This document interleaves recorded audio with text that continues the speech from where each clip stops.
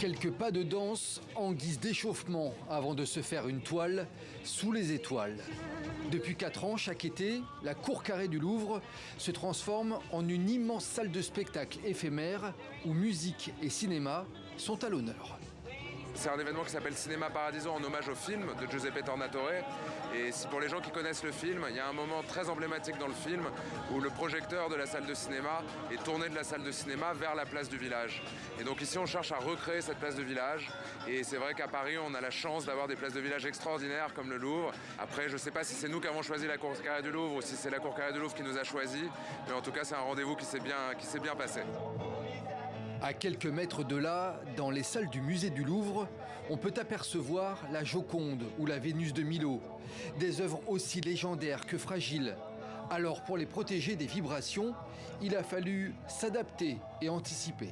Les vibrations sont une chose sur laquelle on est extrêmement vigilant, mais nous avons fait des tests auparavant, donc des tests de puissance sonore, mais aussi de basse, de fréquence, puisque parfois c'est une question d'intensité, de décibels, mais aussi de fréquence sonore.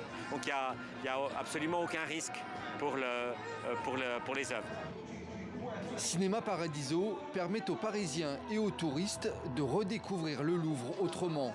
Alors une fois sur place, passage obligé au photocall pour les visiteurs, mais aussi pour les célébrités du cinéma qui ont fait de l'événement l'un de leurs rendez-vous incontournables. J'ai pas de mots depuis que je suis arrivée, j'ai les yeux comme une enfant de 5 ans. Ce soir, on va voir 8 et demi de Fellini, qui est un film que j'ai jamais vu sur grand écran, et je me réjouis de passer 2 heures avec Marcello Mastroianni. C'est merveilleux de voir un film dans ce cadre-là, et ce film-là particulièrement, je suis très contente de voir un film de Fellini avec cette démesure. C'est un cinéaste démesuré, l'endroit est démesuré, c'est parfait.